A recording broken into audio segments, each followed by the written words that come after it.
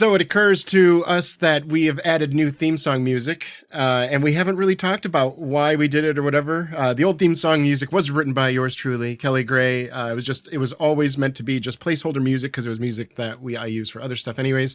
But the new music, just because it's Star Trek based, I'm going to let somebody else describe it so it's not too Star Trek friendly. So who wants to tell our listeners where we got our song and why we use it? Well, basically, when we started watching movies together during the pandemic, it was sort of like the pre-show music. We would put on this song of a bunch of Ben Sisko quotes, and we would watch the whole thing every time we watch a movie. So I believe, Kelly, you reached out. This is years after it was created. I don't know when it was created. Do you have a year on that? When it was posted? 4 years ago when it was posted, but in our conversation, he didn't tell me when he wrote it or anything like that. Yeah, so you reached out and explained the situation, and the creator, whose name is Adam Emond, or Emond. I don't know how you pronounce his name. Sorry if you're listening, Adam. We were trying our best, but it's Emond, and he's got a YouTube channel, and I imagine Spotify and other stuff too. Granted us the use of this as their theme song, so it holds kind of a special place for us. So that's why you may hear some random Star Trek quotes firing over it. Yeah, I've basically forced y'all, just I was streaming that night when the first time I did it, and I found this Ben Sisko from Deep Space Nine yelling at people over this cool jazz music, and I thought this was interesting. So I just made everybody listen to it because everybody was watching my stream, and then the next week, whoever picked it put up Ben Sisko again, and then it just became a tradition after that, to the point where we have friends that have joined us for movie night over the years, and if I see them in public, they may look at me and go, "I want to know what the hell is going on," and it's just an automatic greeting that everybody that knows us and knows our movie night knows Ben Sisko. What do you think about it, Katie? How do you like our theme song? Do you cringe every time it comes on? What do you think of it? Depends on my mood. I like Ben Sisko. Sometimes you play it far too long. But yeah, no, I want to know what the hell is going on. You can't do anything. Classic. I love it. It's not not the biggest Star Trek fan, but I do love Ben Sisko and the things he did for Star Trek and science fiction in general. And the actor himself is amazing. So I don't mind having a black man who is fucking Shakespearean cadence to his voice in, shouting at you in our theme song. He's a jazz musician. He's incredible. Avery Brooks is incredible. Avery Brooks is great. I remember him saying that one of the reasons why he agreed to do the role of Benjamin Sisko for Deep Space Nine is if he knew he had a son and he wanted it to be a positive depiction of a father-son dynamic for a black family. And even he actually, I feel weird saying it because he says he prefers not to be referred to as black because he's not black, he's brown. But you know what I'm saying? And it was such a positive depiction of that father-son dynamic when we saw all the time in media and in the news that people were trying to show a very different side to black culture that is just simply, racist.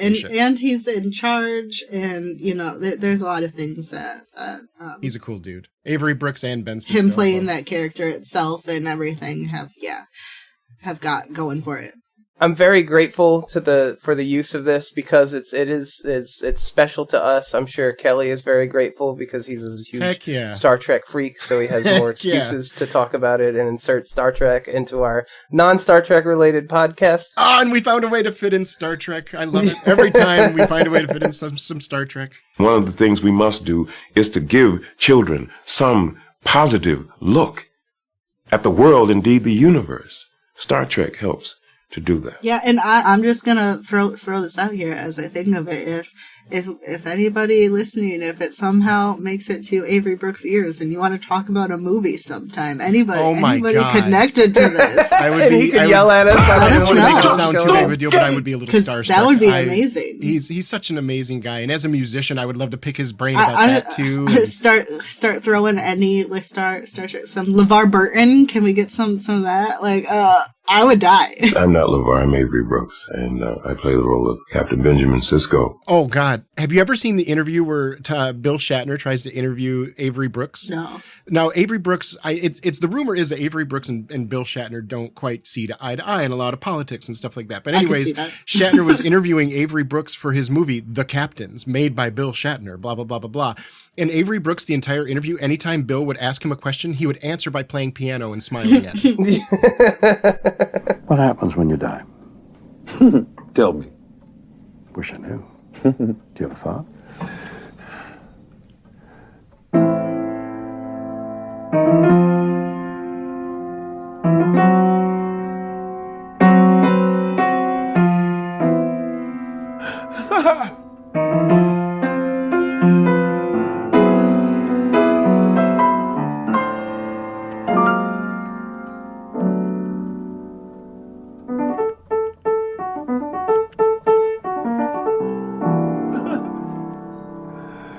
It could be good, it could be bad.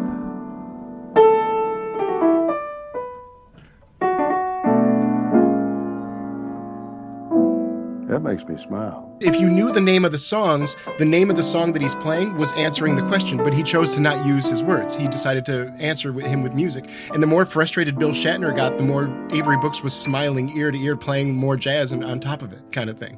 And it was delightful. If anybody wants to see Bill Shatner kind of get a little bit flustered and Avery Brooks look cool as fuck, go watch Bill Shatner interviewing and his jazz responses. We said do. All right. Well, we could talk about Avery Brooks all day on this podcast.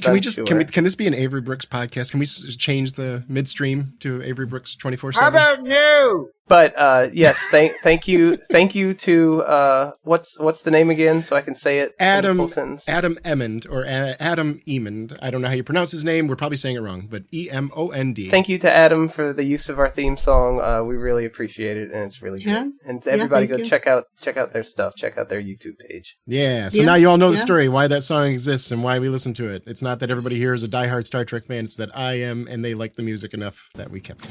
I want to know what the hell is going on. All right.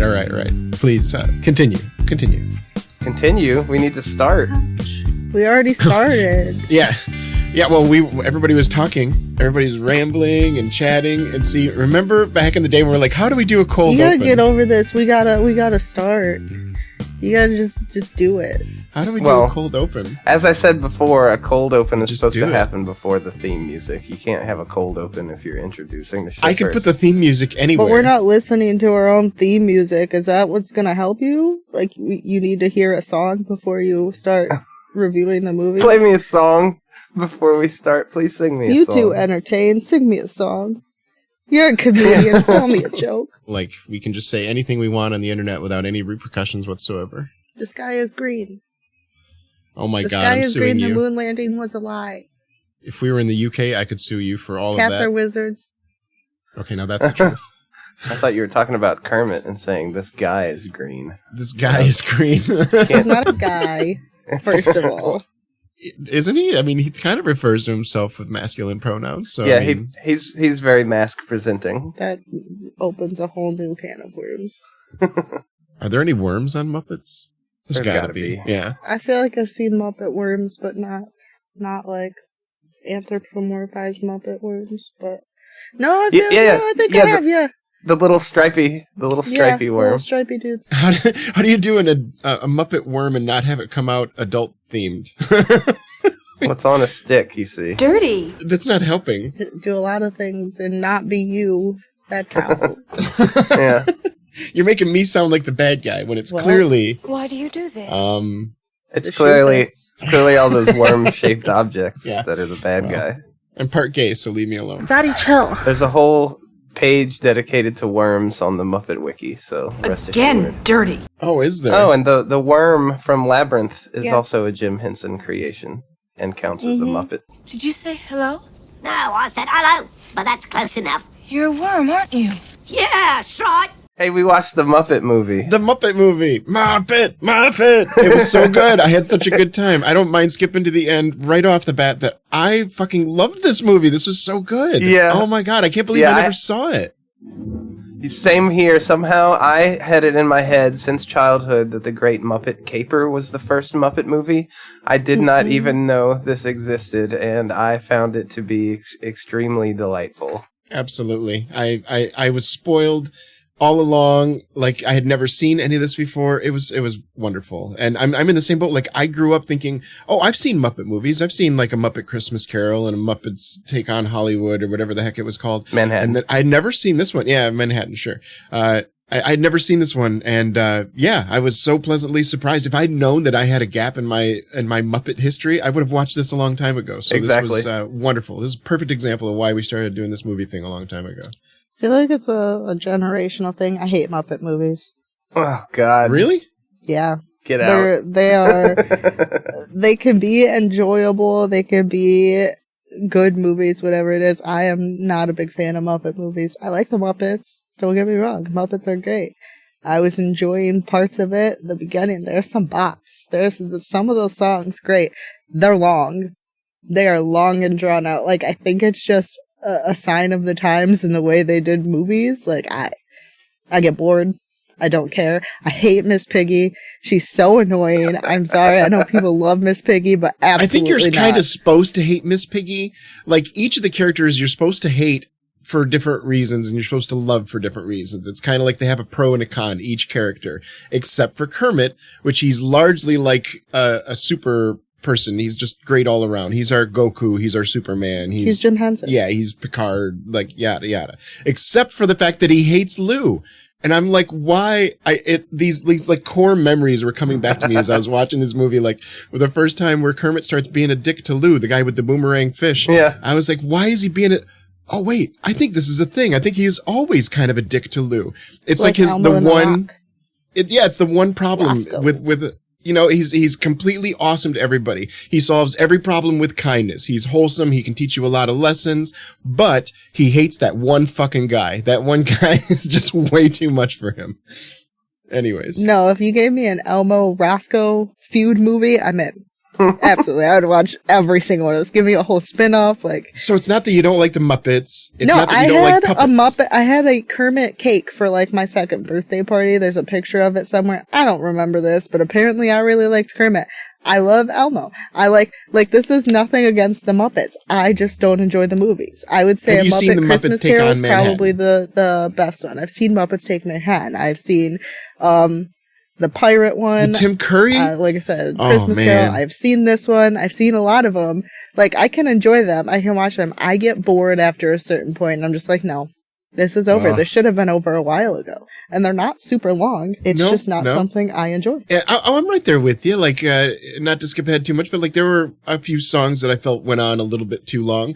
One of the songs that went on a little bit too long, I was scanning through the Wikipedia article, and according to the notes, they had shortened the song for the movie, and I'm like, oh my God, I'm like gripping the sides of my chair. Like, how long was this song originally? Was this like a 10-minute? Yeah. Like, I mean, so I can kick it off because my first complaint is Rainbow. That opening. Like, it is... I like it until it hits 5 minutes, and it keeps going. And it keeps going. And I'm just like, no, this is... It feels like it does. It's a nice sense and a way to lull you into a movie. It's very calm. I like the shots we're getting. I really like it. But then after a while, I'm like, I didn't realize how long this song was.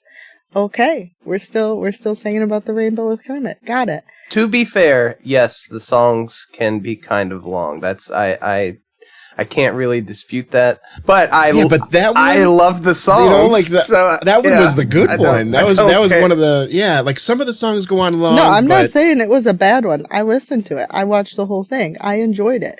It's longer than I would want it to be if I made it. And see, for me, that song was the best song in the entire show. And like, it didn't feel long to me. It felt perfect. I loved it. Moving right along, bro. I'm moving right along. Yep. Yeah, moving right along. I was over here. I was like dancing.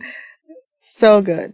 I didn't realize that the Rainbow Connection originated with this movie.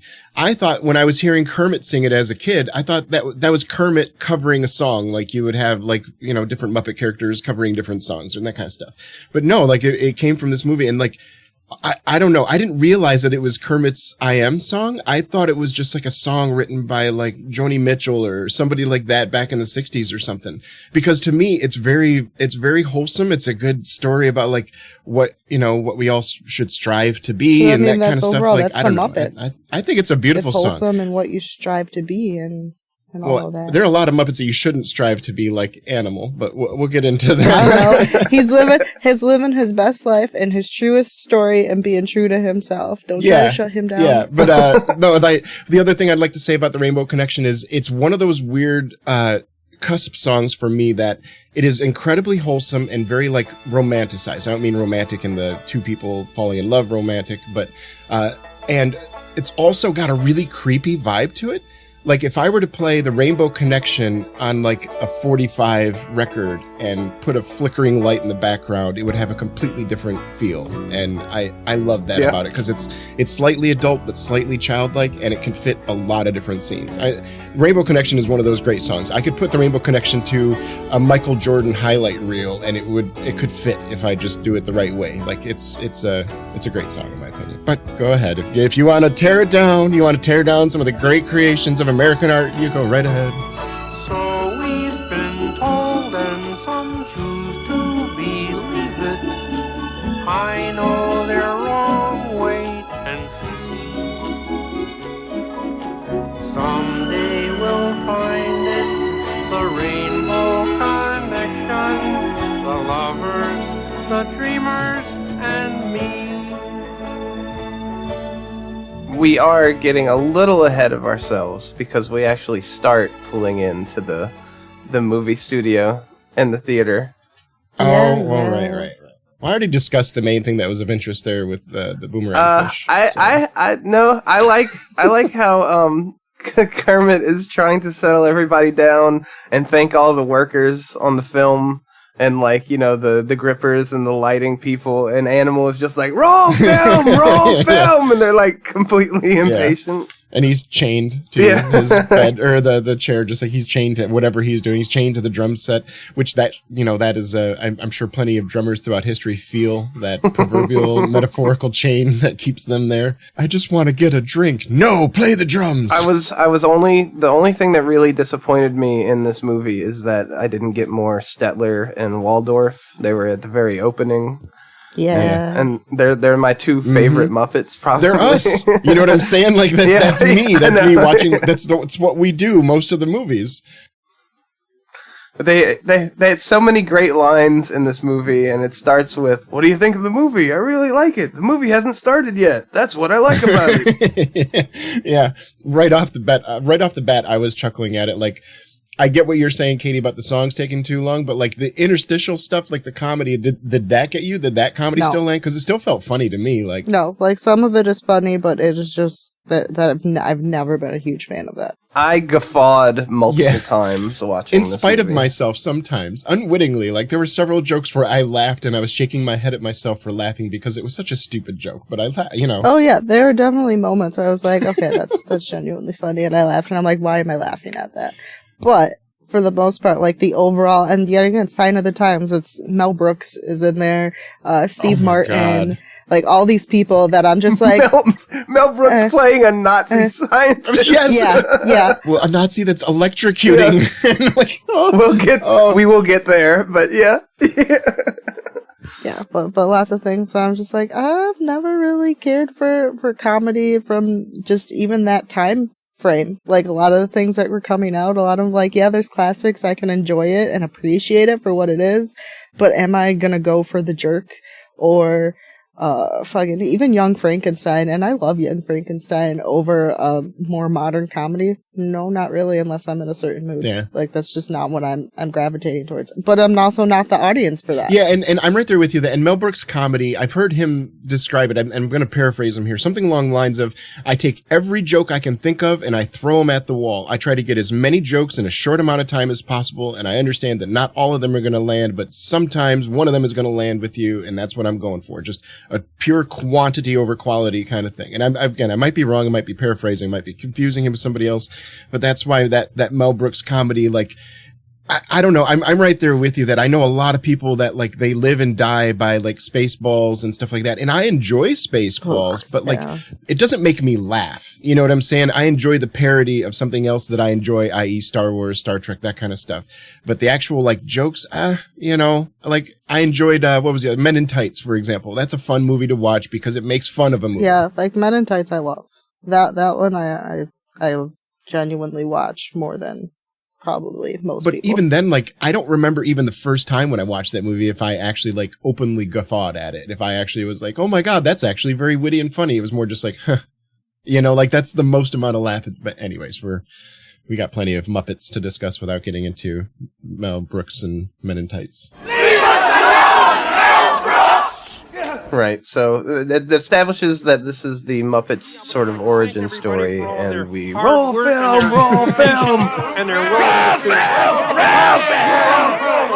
roll film! That's where we get brought into the Rainbow Connection, and my first note is fulfillingly wholesome, is what this movie is. It's like, for me, at least, it's not too saccharine. It's not an eye-rolling wholesome. It's just like, wow, this is pleasant to be here. Well, and that's what I got from that opening. It's just pleasant. It, like I said, it lulls you in, and it's nice. It feels warm and comforting. But that is the Muppets. That is what they do. Yeah, very low stakes. That's why they are so loved. That's why they're still going.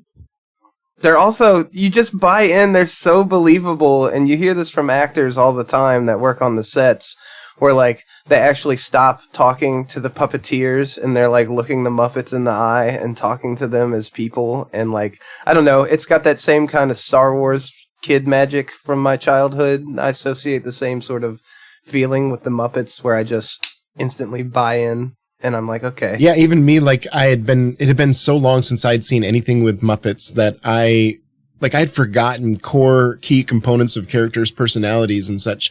And as I was watching this movie, I was immediately like, it felt like a warm blanket from childhood. And I started remembering these people and their characteristics. Like, I forgot that Miss Piggy knew how to fight.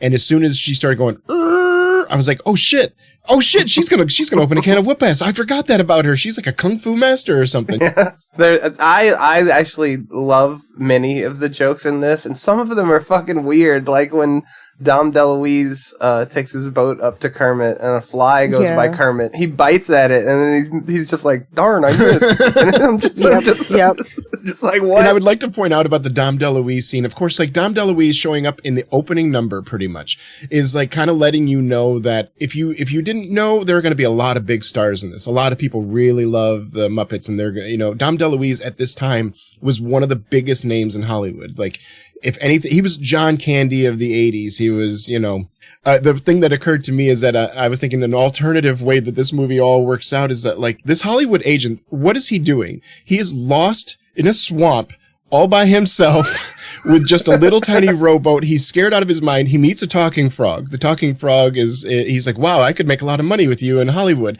Oh, look, there's an alligator chasing him. And that's the last we see of him. I'm convinced that that's the last anybody saw of him.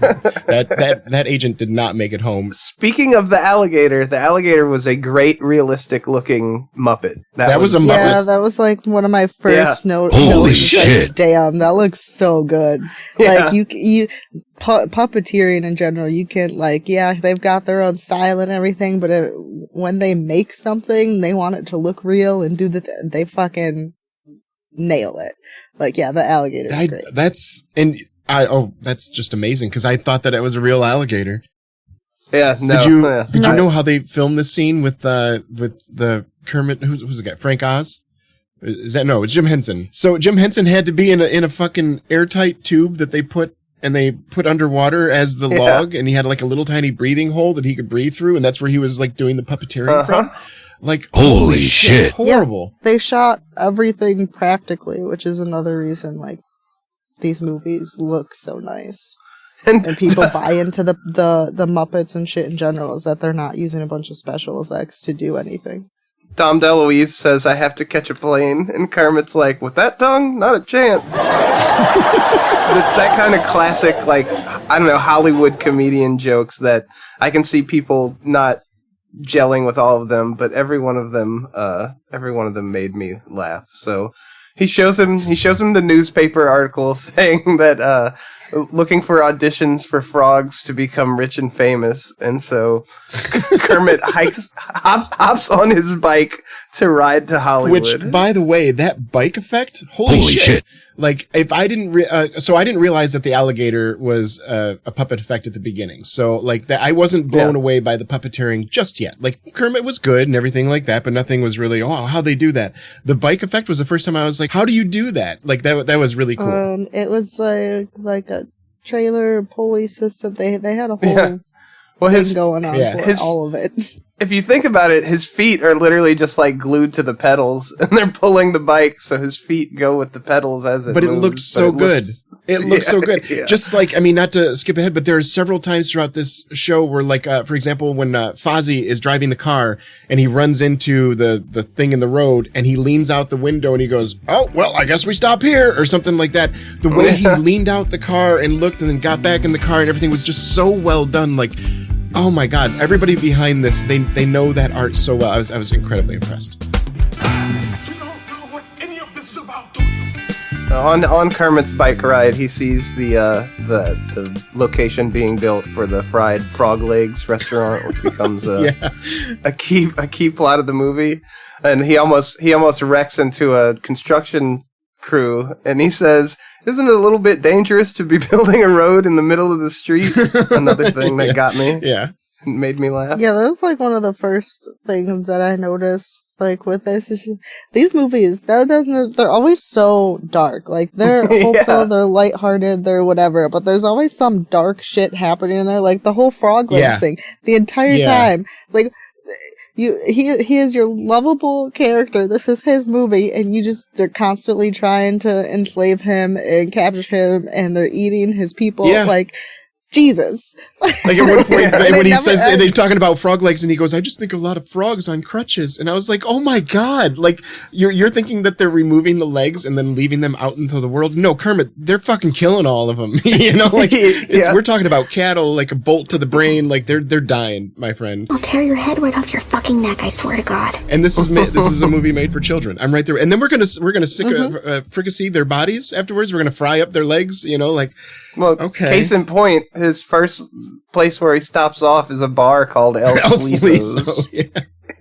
Like, okay, I don't speak Spanish, but I got a feeling that's not a great place. Yeah, and it's basically the cantina from Star Wars, just with people. Yeah, which they had a sign above the piano player that says, "Don't shoot the piano player." I support this. I would like to scribble in underneath, or the bartender, just for the record. You don't shoot the bartender, you don't shoot the piano player. There's also a sign on the stage that said, "Presenting the El Slizo Cuties." Now that is a badge you can wear with pride.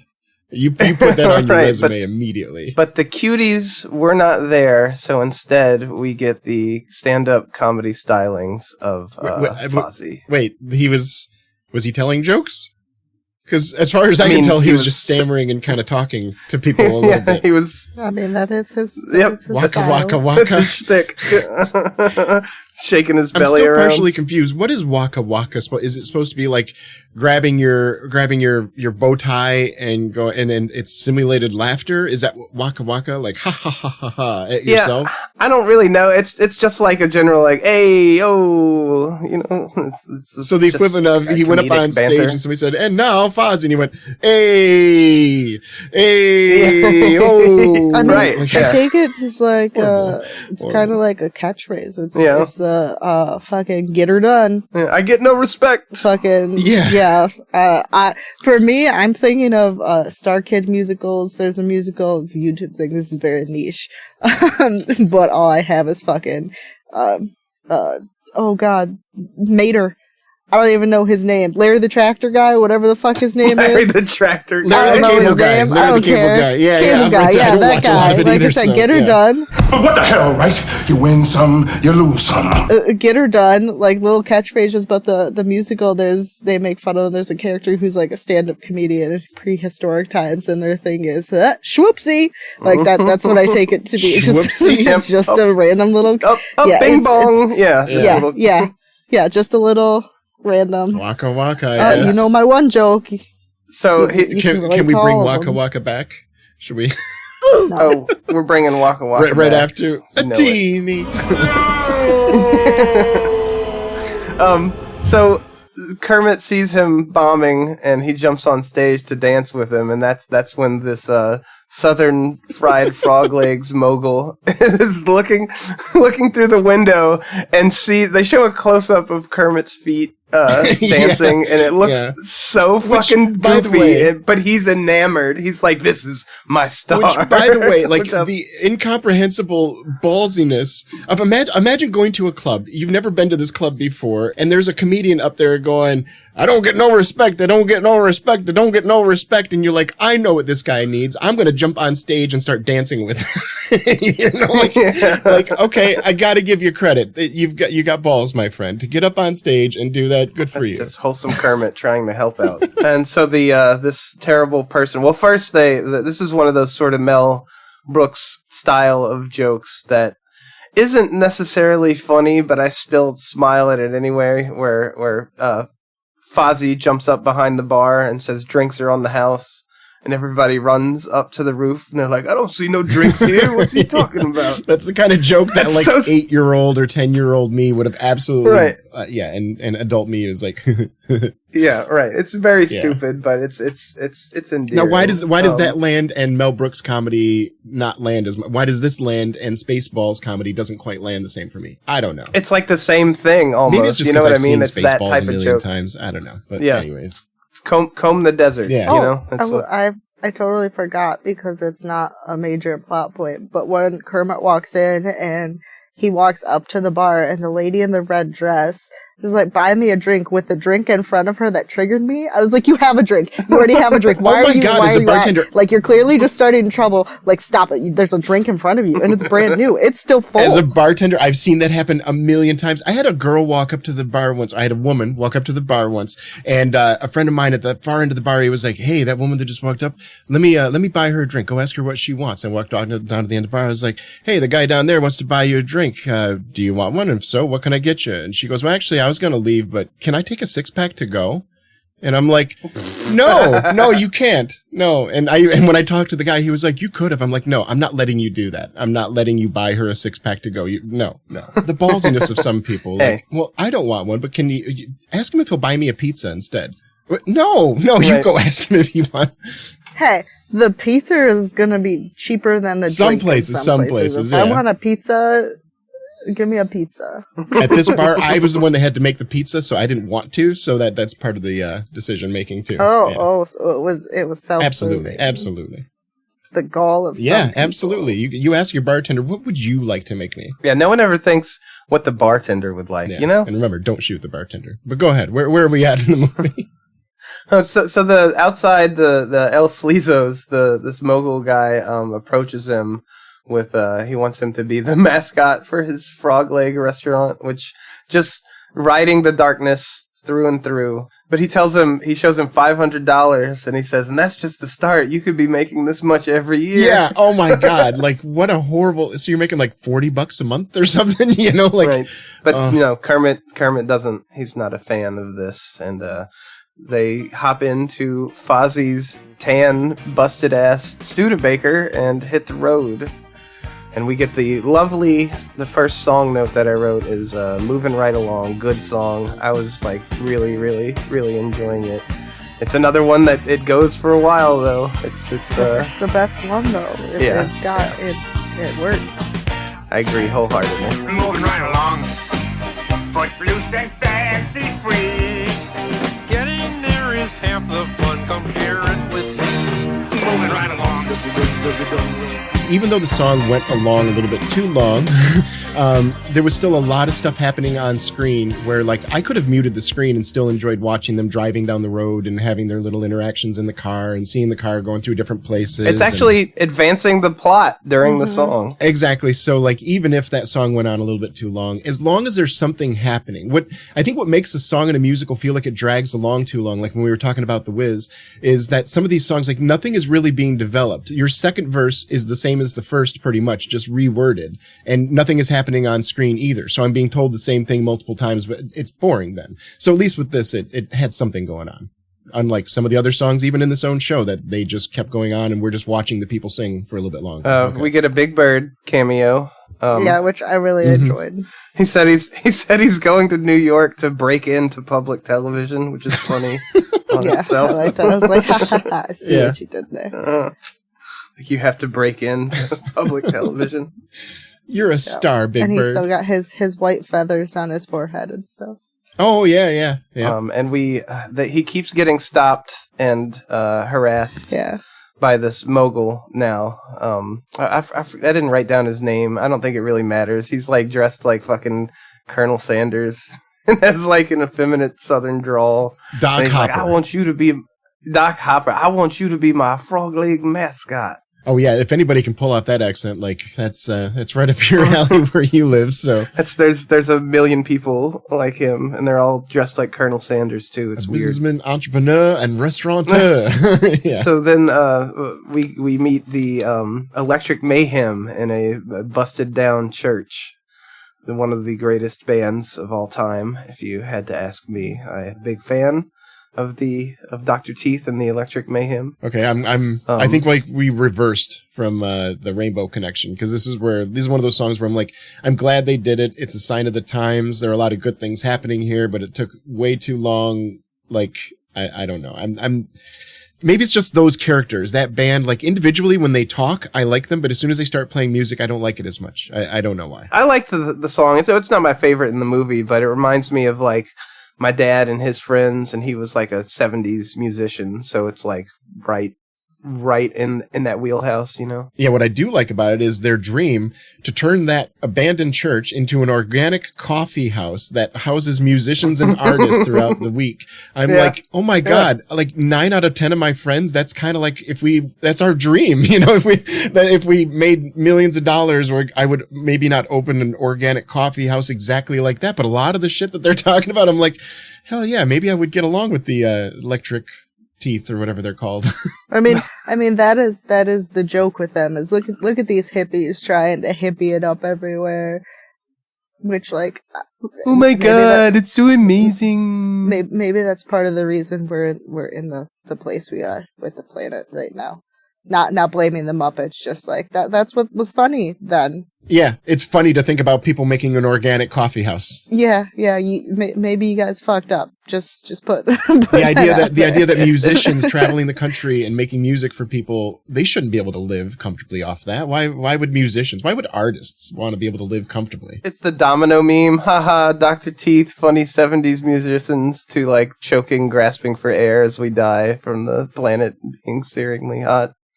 Yeah. Yep. Fozzie says he learned to drive through a correspondence course. That's a good one. Yeah. That's like saying, I learned it online. I watched a YouTube video. You know. Animal. I've always loved Animal as a kid, and he doesn't disappoint here. When they introduce him, he says, they're like, what do you do, Animal? And he says, eat drums! Eat drums! Uh-huh. They're like,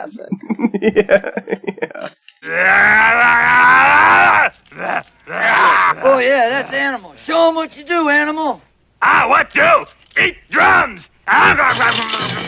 No, beat drums! Beat drums! Beat drums! Beat drums! Down, Animal! Down! Back! Sit! Love it. A classic. So is this song is called Can You Picture That, right? Is that? Yeah. Yeah, that one, that's the first, I put Can You Picture That? No. This is where the music started to fall off for me.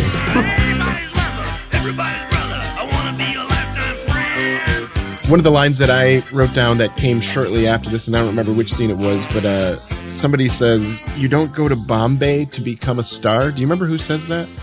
Oh, yeah. Oh, I was Gonzo. like, what? I'm like, how wrong are you? I wrote that down. He's like, I have a dream too. I'm going to Bombay, India to be a movie star.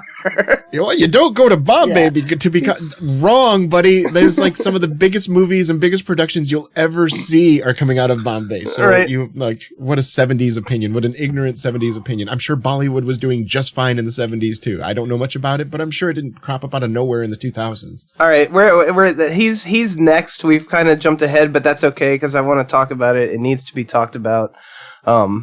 I mean, I'm just gonna say it. Gonzo's fucking those chickens, right? Can you picture that?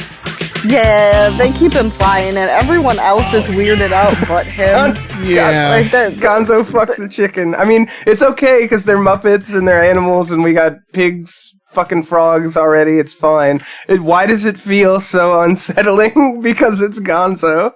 Because they keep pushing it and they keep making it unsettling. Everyone around them is unsettled by it, except, like, they're not unsettled by Kermit, a frog, and a pig. They're not unsettled by any of the other relationships, but him and the chickens, absolutely. Because all the other Muppets are anthropomorphized. They're all made to look human-ish. They're close enough to human approximation that we see them as human. The chickens are not. They're just fucking chickens, and he's fucking the fucking chickens. You know, so... But they have like a heavy lit. I mean, that's the difference between Goofy having a romantic relationship and Pluto having a romantic relationship. Pluto having a relationship, you're like, oh my god, that's a dog. Goofy, you're like, that's just a goofy dude. But like, it seems pretty fucking consensual when they're at the. I'm skipping ahead for a moment, but the beauty pageant, when we meet Miss Piggy and he says something about that's a nice looking chicken, and the chicken that's with him, I don't remember her name. She gets jealous and makes a face and a noise. Like clearly, it's consensual and they're fine. But they make it real weird for everybody watching the movie. It's Daddy, chill. Like they made a decision to make it. You made it weird. You made it weird on purpose. It's upsetting because not only is the chicken not like anthropomorphized, but it looks like a chicken, but it has like heavy lidded bedroom eyes. What the hell is even that? Just like more serving the point of he's fucking that chicken. Yeah. But I did want it to come out that the Electric Mayhem give Fozzie's Studebaker a kick-ass paint job. Hell yeah, who would not want that car? That car is fucking cool as shit. I mean, it probably gets like 2.3 miles to the gallon. But and it's so they can disguise themselves from this harassing Frog Legs guy.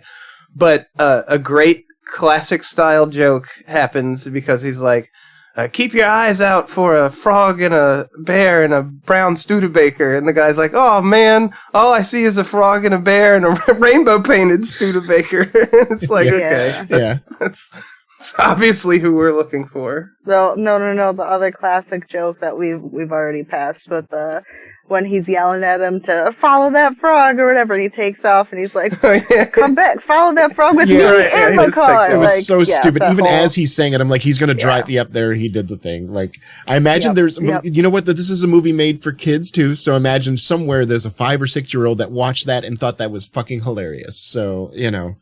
Is it though? It's a movie made for adults. Under the guise that it was made for children, because we've got a bunch of jokes about fucking chickens. So let's not pretend who this movie was made for. Right after the chicken fucking conversation, I'm saying, well, it's a movie made for kids. Well, maybe not. Maybe not entirely made for kids. They're genociding the frogs and trying to make the mascot for it a frog, and they're fucking. Is this movie made for kids? Well, how they win in the end is somebody does a shitload of drugs. So maybe not. So. Yeah. You don't fucking understand what it's like working with actors. That's what that is. What even is Gonzo? Do we know? Is he an alien? Is that established in one of the movies? Because everything else, except for maybe one, like the big monster guy who keeps running after them with his suitcase, everything else is like something, I think. I'm looking it up right now because I had no idea. According to the Wikipedia, another defining trait of Gonzo is the ambiguity of his species. Okay. He's just a fucking It's become weirdo. a running gag in the franchise. Nobody knows what the fuck he's supposed to be, basically. Yeah, he's unspecific. Gonzo, as a child, Gonzo was my favorite because he was the weirdo. His technical name is the Great Gonzo. Mm-hmm. Yeah. Yeah, I remember that. I remember him being the Great Gonzo and his daredevil-y bullshit. Oh, right, yeah. Oh, and he was originally designed to be a bad guy. He was designed to be a generic gruff baddie, according to Jim Henson. Oh, but you can't. He's too lovable to be a baddie. Yeah, the way they voice him and everything like that, like it's too. He's likable, even with his his predilection towards bestiality. When you say it like that, it sounds so real. Yeah. Then again, the ambiguity of his species kind of leaves that open for interpretation too. So, you know, who are we judging here? pigs are fucking frogs in this movie. So who are you to say he's not a chicken that had some horrible accident? I'm guessing you guys were not a part of this, but that was another reason. Like, I don't dislike the Muppets. I love the fucking Muppet Babies. Oh yeah, Muppet Babies was great. Because I don't think this was a part for either. You get like Muppet Babies. I grew up on Muppet the ambiguity of his species. If somebody ever like got on him about bestiality, he'd be like, I did a 23andMe and I'm 2.3% chicken myself. right. That could actually play as a Muppet joke. That's a modern Muppet joke. Get Hollywood on the line. I want the Rich and Famous contract, please. We are now 2 for 2 musicals that feature Richard Pryor. Oh yeah. Back to back, and a smaller part in this one than he was in the other one, but I liked him so much more in this one because it felt like he was allowed to be himself in this one, whereas in the other one it felt a little out of character for him, and he was kind of thrown into a position where he had to choose scenery a bit much in a weird, I don't know, it didn't land as well. But this one felt very comfortable. Why? Because Richard Pryor was just being kind of lovable, weird, wacko Richard Pryor. Balloon salesman Richard Pryor. Yeah. He's at the fair where we meet Miss Piggy in the beauty pageant, and she instantly falls in love with Kermit the Frog, and he instantly falls in love with her. I would like to point out that I'm going to try to get the sound effect to put it in here, but the ta-da we hear from the band at the fair sounded exactly like the ta-da noise from Windows. Oh, really? Yeah, at least my ears picked up and it went, oh my God, that sounds exactly like it to me. I'll play it here and we'll see. If it's not, then I might just cut this whole thing out. It's time to announce the winner of this year's Bogan County Beauty Pageant. You sure grow up pretty around here. Also, not to ruin it for anyone, but I did clock a Confederate flag in the background in someone's hand. Really? At this fair. Yeah. Yep. Well, maybe they filmed it at an actual fair, right, and that was just there. I don't think Jim Henson would be the type to be like, yeah, let's make sure we have this Confederate flag in there. But no, he strikes me as a generic hippie. Yeah, I did clock it though, so I wrote it down. Disappointing. I mean, that's part of the reason I think I don't enjoy these. I'm just kind of not this movie in general, just movies in this like era. And even into the 80s and shit in general, is that I'm just always on edge that some racist shit is gonna happen. Like, it's going to. Some joke is gonna happen where I'm like, that's not funny. It was never funny. Like, like something's just gonna be thrown in there. I'm just like, ew. Yeah, I can imagine it's gotta be incredibly tiring coming from, a person of color having to watch shit like that and just knowing that at any point somebody could just throw something in that. And it was like rampant all the time back then. So, it's just like part of... It would be in a Christmas movie. It would be in a Halloween movie. Like, it has nothing to do with this shit. And you just, thanks for throwing that word out there. Appreciate it. But this is the Muppets. I don't want to derail it by mentioning that. I just felt it noteworthy. But back to the wholesomeness of the Muppets. Not to fully derail it, because I was looking at it, because I don't remember. And I want us to be somewhat correct, if we can, in this... Our statements. Jim Henson, overall not racist.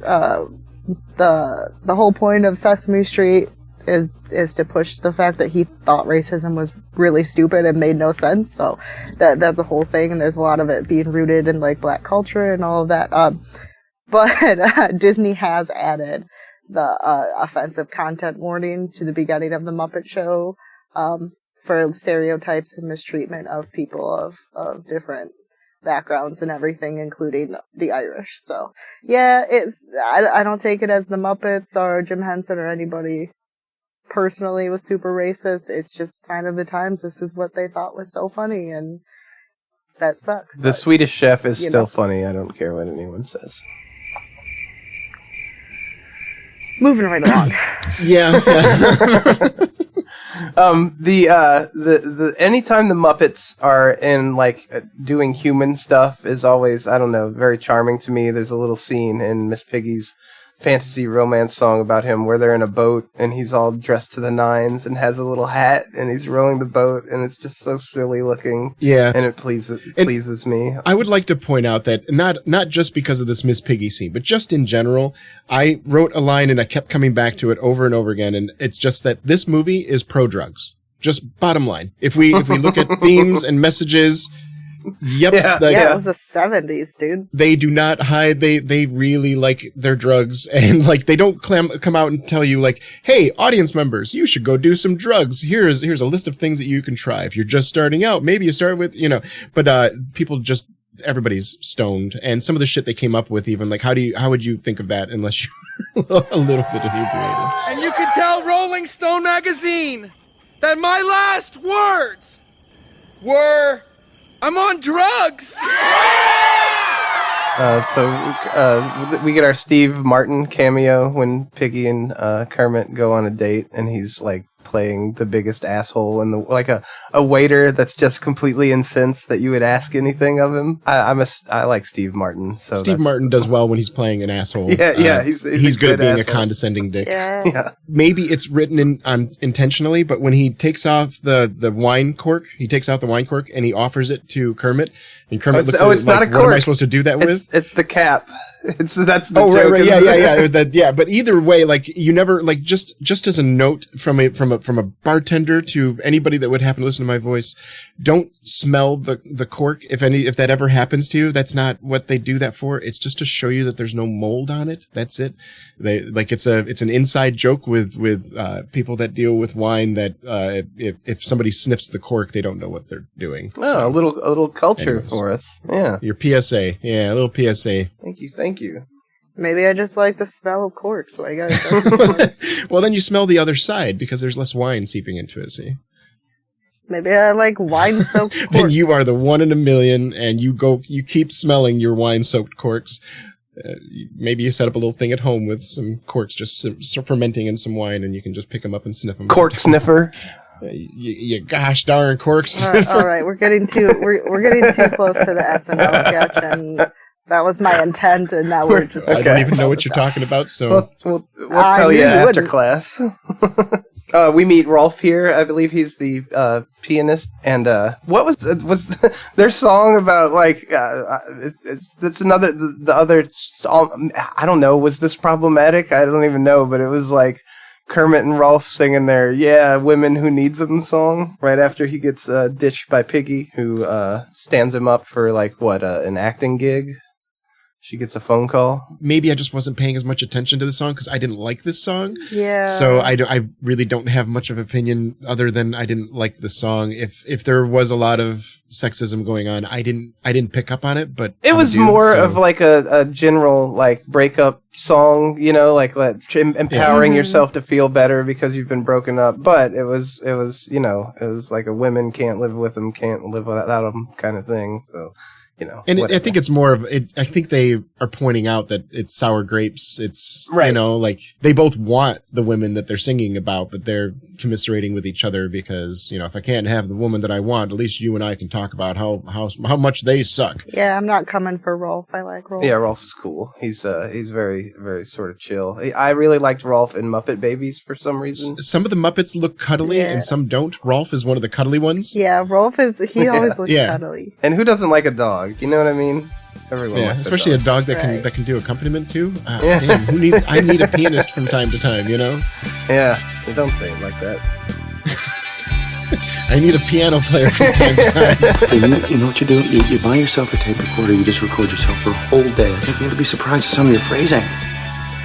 So Piggy calls, but it turns out she's been kidnapped, actually, and they summon Kermit. It's of course, the fried chicken leg guy again, trying to this is his way to convince Kermit to work for him. He's going to kidnap his new girlfriend. But I laughed really hard because they're like, you got to show up and blah, blah, blah. And so he goes to the place and a bunch of guys surround Kermit with guns. And he just looks at them plain-faced and he's like, are you the guys I'm supposed to meet? That was a guffaw line for me. I was like, yeah, that's they're here to meet you. Don't worry. Right. He's so innocent though. Like, are you the guy? It doesn't come across like he's an idiot. He's just really kind, and his mind does not default to that kind of nefarious type stuff. This is where they tie them up now that Kermit's there, and we get introduced to Mel Brooks's Nazi scientist about to zap his brains in some torture machine. I can't even really, like, Mel Brooks gets away with comedic murder. Like, this scene if Mel Brooks was not openly Jewish and openly Jewish as much as he is, anybody else you could go to jail for the scene. I detest the surfeit of provincial laughter. Now, we take your friend, the little F-O-R-G, put him in the chair, clamp on the terminals, drop the electronic yarmulke, and throw what we call in German, the switch! Yes, you little green devil, soon it'll be a hot time in the old skull tonight. Yeah. Like, this was the one where I'm watching it where I'm just like, it's just because it's Mel Brooks. Like, why is this even a thing? Why is it happening? I'm not laughing. I'm wincing. And then the accent he's choosing to use, like, he kind of has one, and then it's just gone, and it's just Mel Brooks, and like the laughing and everything. Like, ugh. But it's in the spirit of making Nazis look ridiculous by a Jewish person. You know what I mean? Like, that's what the joke is. A Jewish man mocking the people that tried to eliminate his people. I get it. That's why he can get away with it. And to some people, it's probably funny. To quote this brilliant woman on Facebook the other day, to those that like this kind of thing, it's probably wonderful. To those that like that, it's probably hilarious. For me, it's wincy. Like, I don't even know if it's cringy. It just makes me wince. And I'm just like, okay, let's get past this. Does this scene fly today? No. Is there any way you do this? It's the whole Blazing today? Saddles couldn't get made today argument. Like, no, you can't.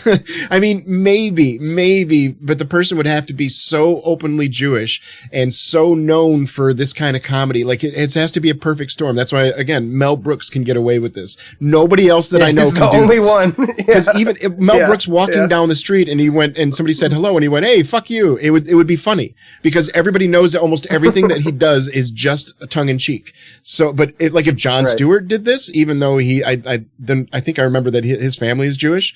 No, people would look really askew at him because even though you're Jewish, you don't joke about something like this. Mel Brooks, though, it's fine. And I think like Mel Brooks, like family and like the Holocaust probably affected him a little bit more personally. I think if I remember correctly, I don't remember, but either way, yeah, it's hard to watch, but I guess God bless.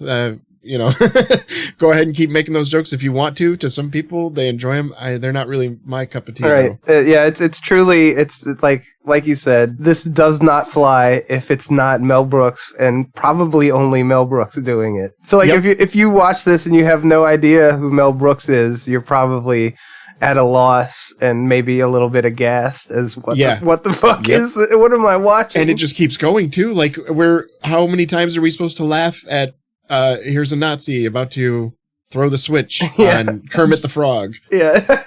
It's very long.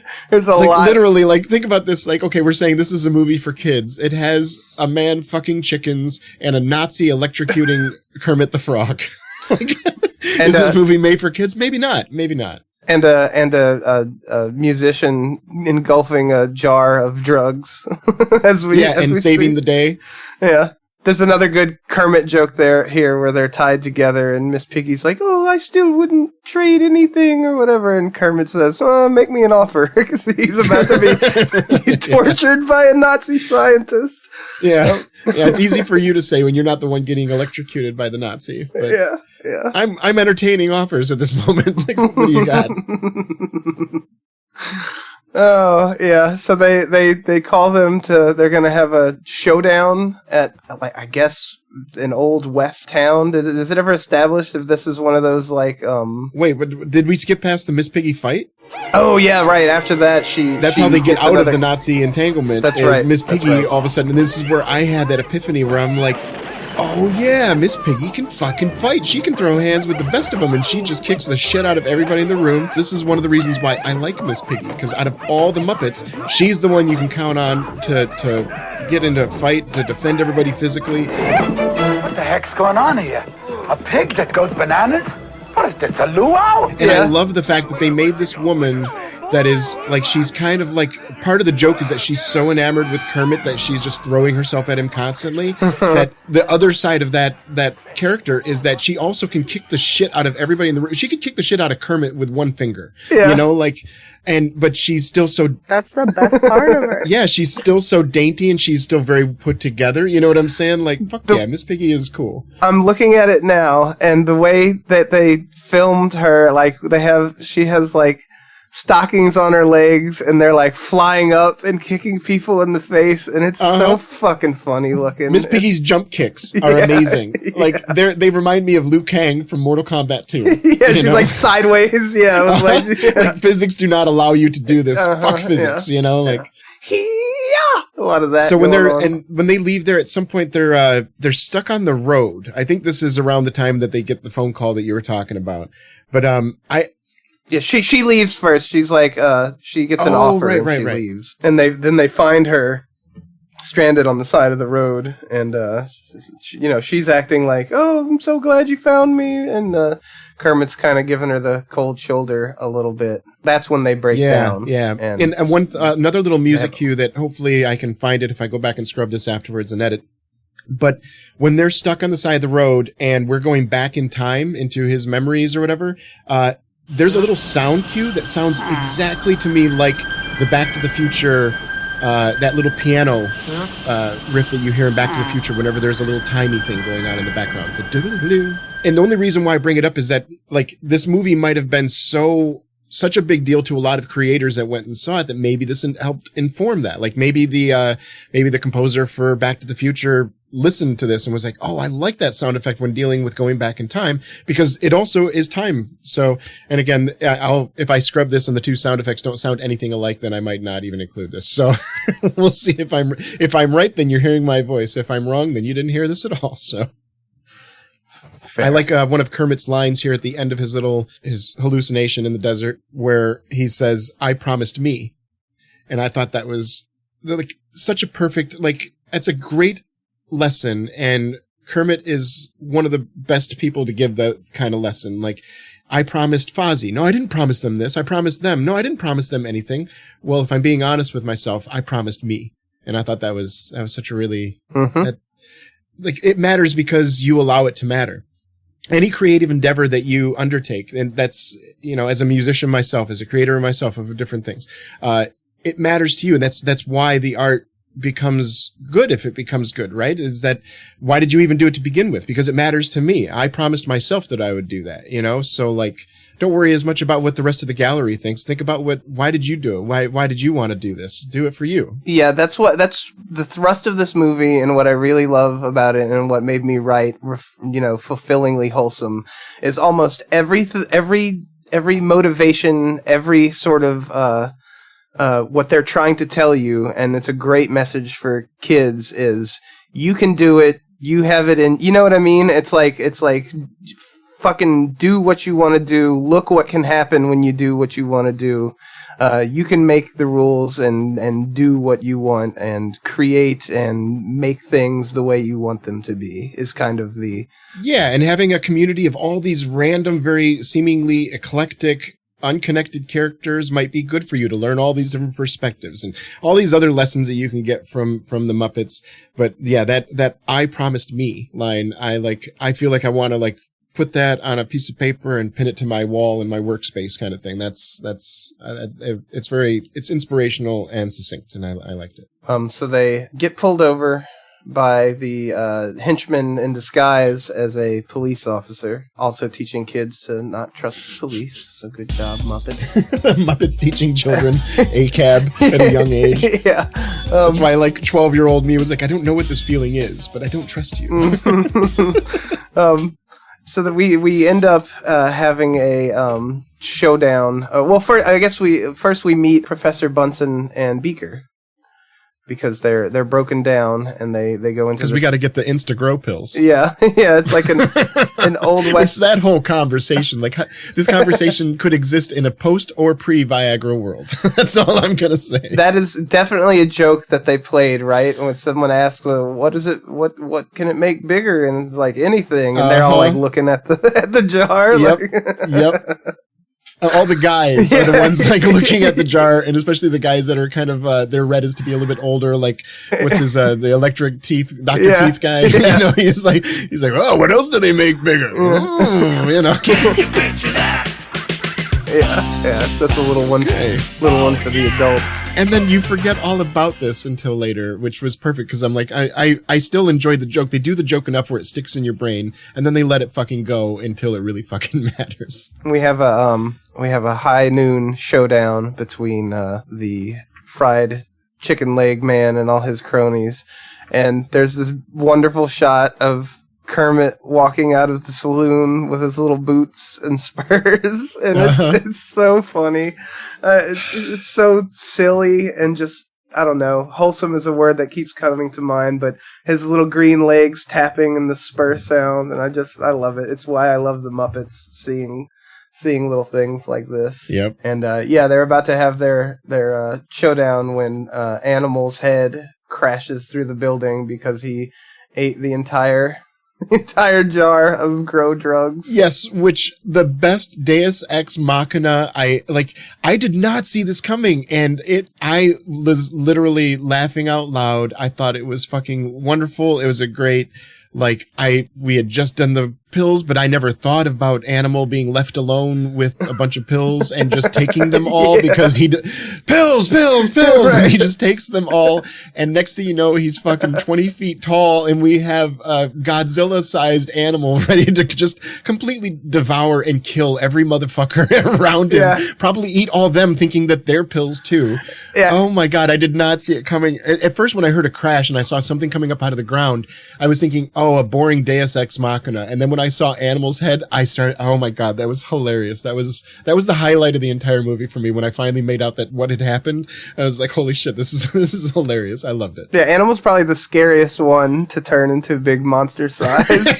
Yeah. He's so unhinged, and but I feel like even his pupils are made slightly smaller than the rest of it because he has that deranged look in his eye, and it's just a fucking ball with a dot.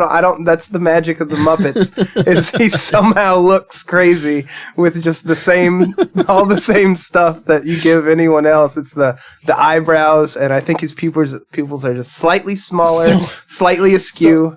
So going back to an old review we did when we did Split, I remember praising James McAvoy for he could make you think he was a different character just by the formation of his face and how lucky he was as an actor to be able to change the shape of his face and let you see the characters. What if we went back and did Split, but just with Muppets? Oh my God.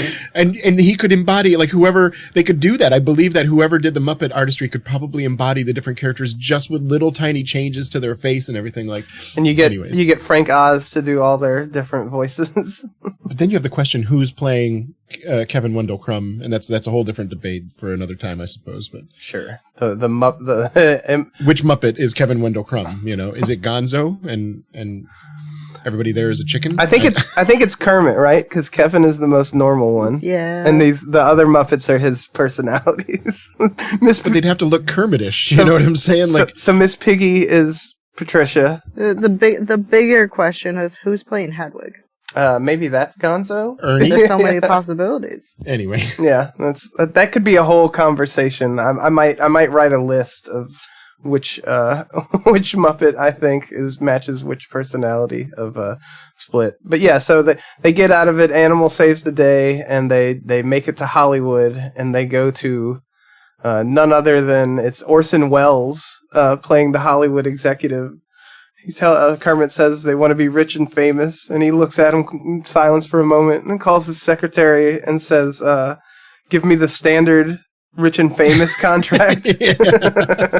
That's why I want that standard rich and famous contract, please. Yeah, thank you. Give me that. It's that easy. You just go in. Which I'd like to point out, by the way, that they got into that office by almost killing a lady with allergies. Yeah. She's just a lady going to work, and it's like it would be the same as if she said, "Oh, I'm allergic to peanut butter or peanuts," and everybody just started throwing peanuts at her. Yeah. And as a kid, we're supposed to go, this is how you get ahead in life. If you want to get the rich and famous contract, you have to try to kill people with their allergies. Yeah, you have to exploit people's medical conditions. Do drugs and kill people with allergies. And fuck chickens if you're up to it. Right. How about no?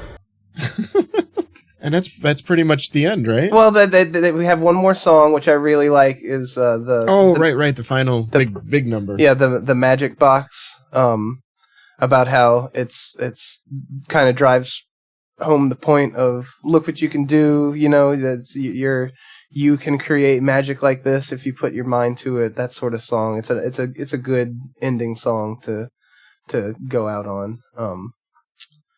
And did you realize for that final number, they brought out every single Muppet character that was ever made? Well, everyone that was still around that could be done. It was more than 250 Muppet characters done by everybody that was a normal cast, plus 137 puppeteers that were enlisted from the Puppeteers of America. Yep, all the Sesame Street puppets are there. All the other sideshow puppets. It's pretty wonderful. My last note is, because this ends, and this is the movie that they were watching in the movie theater, at the beginning, and the monster crashes through the screen. He's finally made it to him. Good callback. Forgot all about him.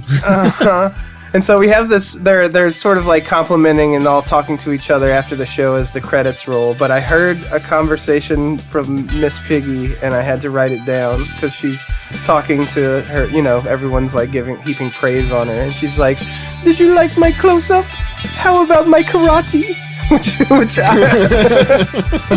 The duality of woman. You really want to do this? Here. Now? Yes. Okay. Let's do it! Thoroughly enjoyed this one. It was a delight for me to watch. Yeah, this is an easy, I'm like going around the horn, this is an easy thumbs up for me too. It's all the other reasons I gave, like nostalgia that I didn't know I had kind of thing. So, and I assume I know the answer to this, but what about you, Katie? Thumbs up, thumbs down?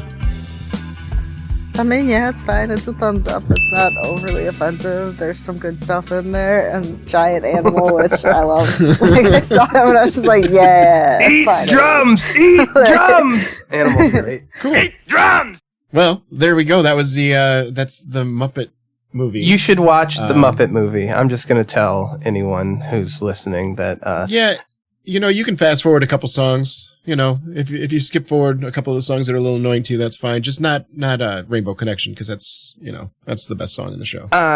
He means to say moving right along, but Rainbow Connection. What don't you fucking understand? Yeah, moving right along. Like moving right along. Rainbow Connection is fine. It's fine. It's fine. It's overrated. It is not moving right along. Okay, if you're not dead inside, then Rainbow Connection is the best song in the show. Then listen to Moving Right Along. Well, Moving Right Along. That was as the not white male trying to push their opinion on this show, Moving Right Along is the way to go. No! Don't shut me up! Why are you trashing my scene? I'm not trying to trash. You are trashing my scene! All right, so next week we're going to continue our adventure into movies, and we're going to talk about them again. Oh, spoiler alert! Yeah, I know. It's a big surprise to everybody involved, I'm sure. But we're going to try to survive out there in the world for one more week and come back to it. In the meantime, thank you all for listening to it. Thank you for supporting us on different social media. Throw us a like on Facebook. Give us a rating on your Apple iPods or whatever they do. Leave some reviews. Yeah, leave some reviews, please. That's what this goes on. We don't need likes. Well, we need some reviews. We want your likes too, but I mean, we do, but the reviews are we what need pushes all of it. Just give us all of it. And above all of that, if you'd like to give us money, you can check us out on Ko-Fi Coffee. Thank you for joining us. My name is Kelly. My name is Keith. I'm Katie. Bye. I'm on drugs! I'm going to call the police.